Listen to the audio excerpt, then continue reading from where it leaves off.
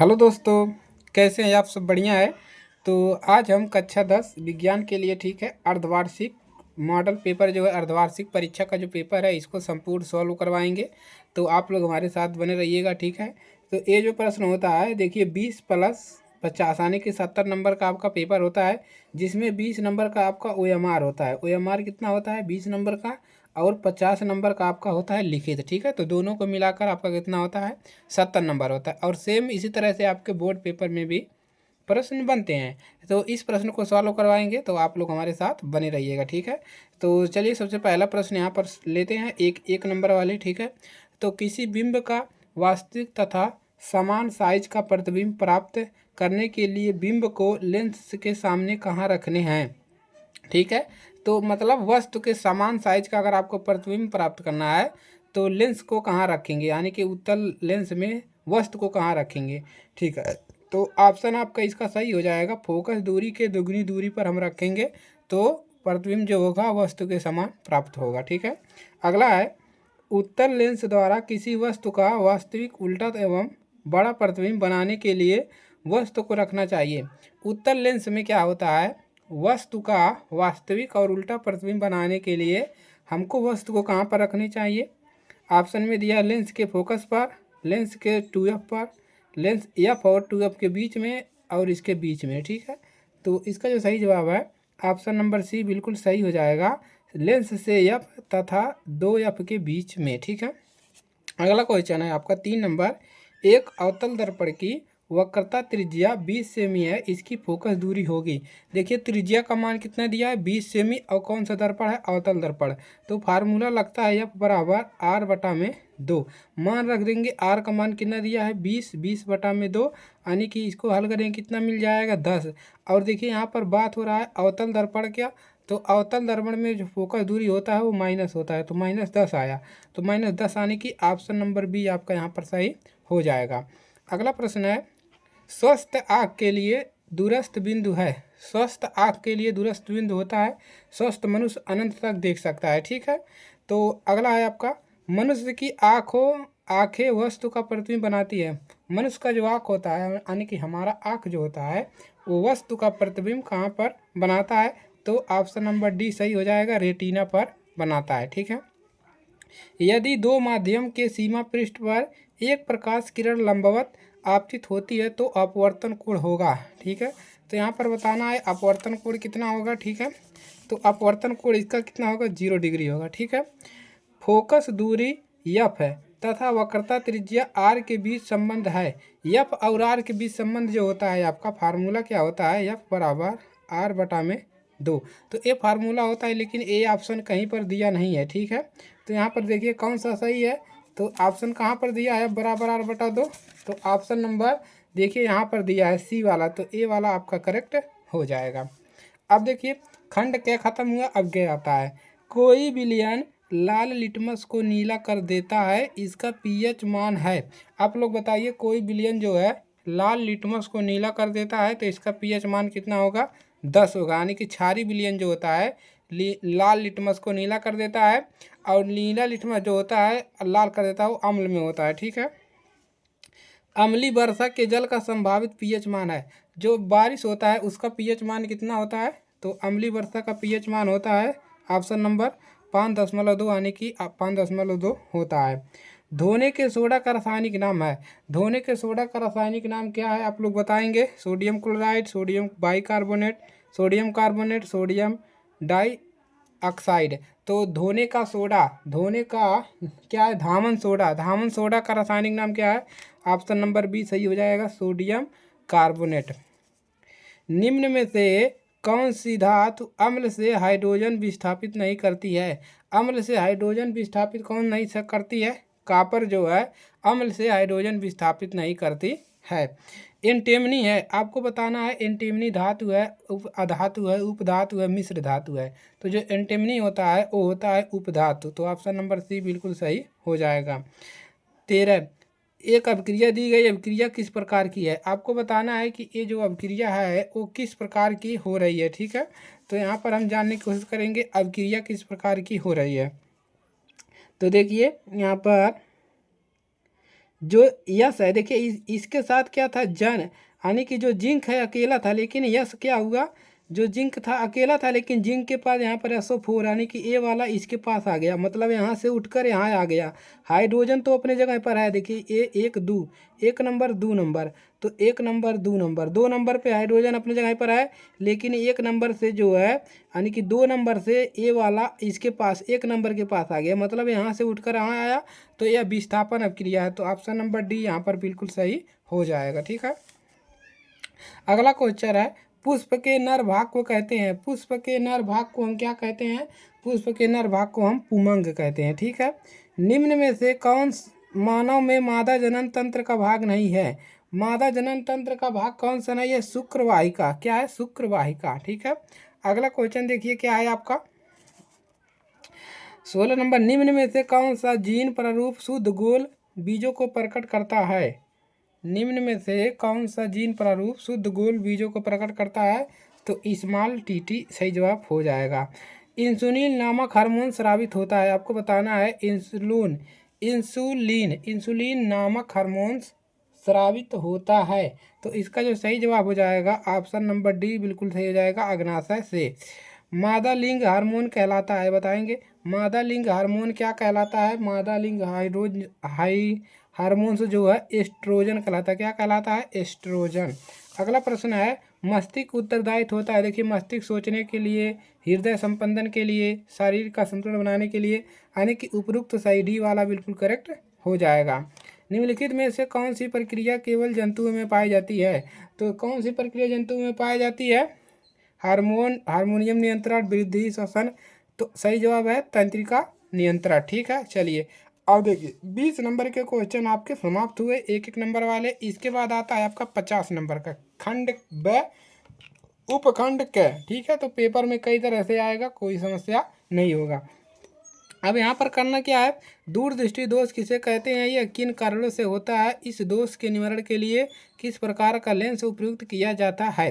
देखिए दूरदृष्टि दोष में क्या होता है, दूर की वस्तुएं दिखाई देगा, पास की वस्तुएं स्पष्ट नहीं दिखाई देगा, इसी को क्या कहते हैं, दूरदृष्टि दोष कहते हैं। और क्यों होता है, क्योंकि नेत्र लेंसकों का उत्तकों का ढीला हो जाता है, ठीक है, व्यास बढ़ जाता है। अब इसको कैसे दूर कर सकते हो, उत्तल लेंस लगा दोगे अगर इसमें, तो यह दूर हो जाएगा, और इसमें चित्र भी आपको बनाना पड़ता है, तभी 4 नंबर मिलेंगे। अगला प्रश्न है, देखिए प्रकाश के परिवर्तन के नियम लिखिए, परिवर्तन का नियम लिखना है, मतलब परिवर्तन का दोनों नियम लिखना है। ठीक है, और इसमें एक क्वेश्चन भी इसमें जोड़ दिया है, एक अवतल दर्पण से 10 सेमी की दूरी पर वस्तु स्थित है, मतलब यूं का मान दिया है -10 सेंटीमीटर, और क्या कह रहा है, यदि दर्पण से आभासी प्रतिबिंब 20 सेमी दूरी पर बनता है, बी बराबर दिया है 20 सेंटीमीटर, और कह रहा है दर्पण की वक्रता त्रिज्या ज्ञात कीजिए, यानी आर का बराबर क्वेश्चन मार्क है। तो सबसे पहले एफ निकालेंगे, उसके बाद क्या निकाल लेंगे, आर का मान निकाल लेंगे। ठीक है, क्लियर है। वर्ण विक्षेपण से क्या तात्पर्य है, उदाहरण देकर समझाइए। वर्ण विक्षेपण में एक प्रिज्म बनाना है, ठीक है, इसमें प्रकाश किरण भेजना है, और इधर आपके ऐसे करके रंग मिलेंगे, इधर लाल पीला हरा नीला जो भी लिखा जाता है उसको लिख देना है। ठीक है, चलिए अगला है, इसी में अगर आपको ए आता है तो इसको करिए, नहीं तो 6 नंबर में नीचे वाला पूछा है, मानव नेत्र का नामांकित चित्र बनाइए तथा रेटिना पर प्रतिबिंब का वर्णकिरण आरेख द्वारा समझाइए। मानव नेत्र का चित्र बनाना है और उसको समझाना है। ठीक है, चलिए अगला प्रश्न है, निम्नलिखित समीकरण को संतुलित कीजिए। इसको क्या करना है, संतुलित करना है।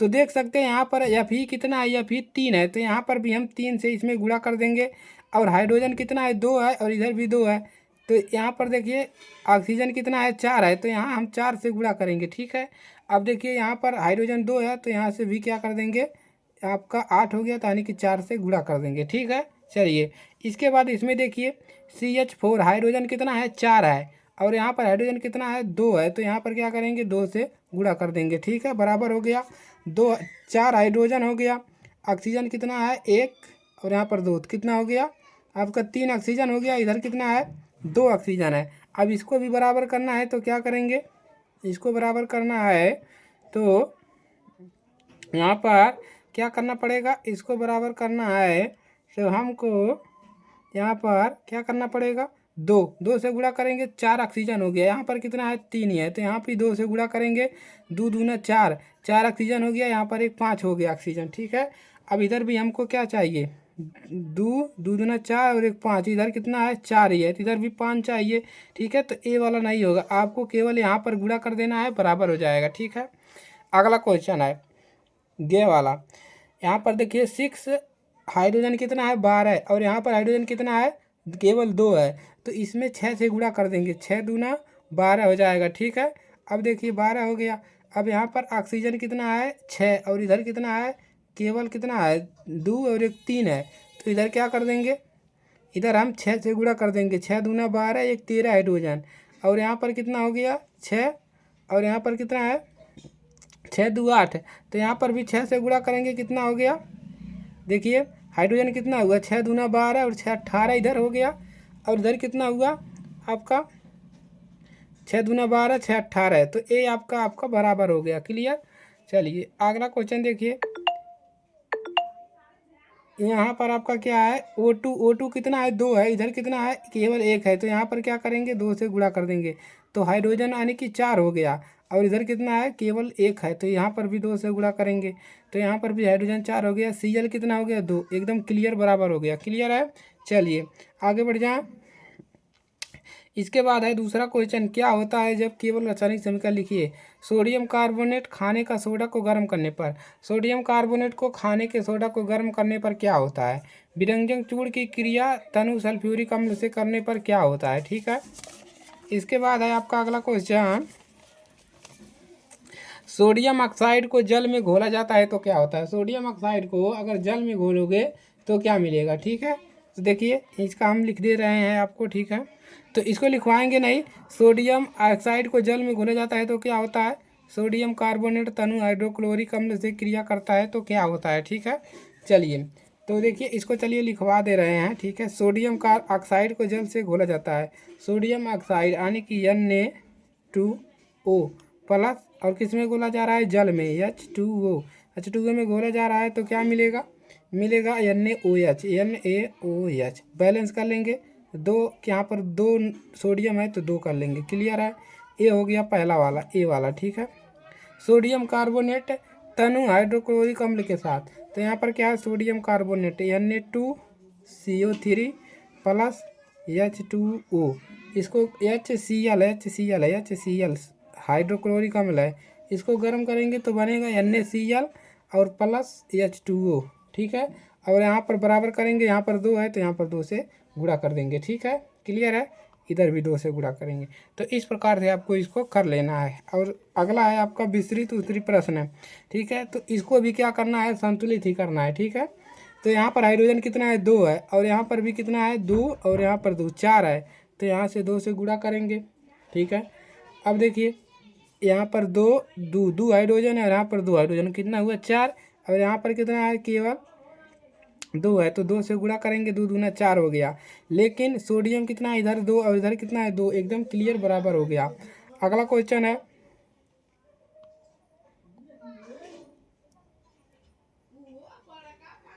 AgNO3, ये क्या है BaCl2, AgNO3 BaCl2 और AgNO3, तो AgCl और यहाँ पर ये B है, इसको सही कर लीजिए BaNO3, तो BaNO3 एकदम क्लियर है, देखिए बराबर है।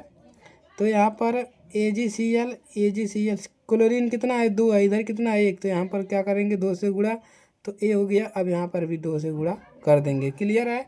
चलिए इसके बाद तीसरा क्वेश्चन है आपका, इसी में एल्युमिनियम कितना है आपका, इधर 2, इधर क्लोरीन कितना है 2 है, तो इधर 2 से गुणा करेंगे, इधर 3 से गुणा करेंगे, इधर 2 इधर 3, ठीक है। इस प्रकार से आपको कर लेना है। संचरण से क्या समझते हैं, संचरण से बचाव के उपाय बताइए। संचरण से क्या समझते हैं और संचरण के बचाव से उपाय बताइए। तो देखिए अगर कोई लोहा अगर आप नमी में रख देते हो तो उस पर जंग लग जाता है, और इसी को संचरण कहा जाता है। और इसको पॉलिश करके बचा सकते हो, जस्ता का परत चढ़ा कर बचा सकते हो, ठीक है। तो कई सारे लेप करके बचा सकते हो, ठीक है। इसके बाद है आपका बायो वाला पार्ट, तो इसमें क्या क्वेश्चन तो रहता नहीं है, केवल परिभाषा आपको याद करना होता है। पुनरुद्ध भवन तथा मुकुलन में विभेद कीजिए। मुकुलन क्या होता है, पुनरुद्ध भवन क्या होता है, दोनों में विभेद करना है। अंतःस्रावी ग्रंथियाँ किन्हें कहते हैं, हमारे शरीर में पाए जाने वाली मुख्य अंतःस्रावी ग्रंथियों के नाम लिखिए। उसके बाद है वातरंध। वातरंध क्या है, ये कहाँ पाए जाते हैं, इनकी उपयोगिता बताइए। विस्तृत उत्तरी प्रश्न, मेंडल के आनुवंशिकता के नियमों की विवेचना कीजिए 6 नंबर में। अथवा आनुवंशिकता से आप क्या समझते हैं, इसके जन्मदाता कौन थे और इसकी विशेषताओं का उल्लेख कीजिए। तो ये है आपका कक्षा 10 विज्ञान मॉडल पेपर। ठीक, जो भी क्वेश्चन करवाने लायक था उसको हमने करवाया। ठीक है, तो आप लोग लाइक कर लीजिएगा, दोस्तों के पास शेयर कर लीजिएगा, ताकि वो भी अर्धवार्षिक परीक्षा का पेपर जो है सॉल्व कर सके। ठीक है, तो आप लोग अपना मिलाइएगा कि कौन सा आप लोग सही लिखे हैं, कितना आपका गलत है। ठीक है, चलिए, तो लाइक कर दीजिएगा, शेयर कर दीजिएगा दोस्तों के पास, और चैनल पर नए हैं सब्सक्राइब कर लीजिएगा। और कमेंट बॉक्स में वीडियो को हाइप करना मत भूलिएगा, क्योंकि जितना आप हाइप करेंगे उतना आप ज़्यादा बच्चों के पास वीडियो पहुँचेगा। ठीक है, चलिए, तो आज के लिए सिर्फ इतना ही, मिलते हैं नए टॉपिक के साथ। ठीक है, अपनी तैयारी करते रहिए।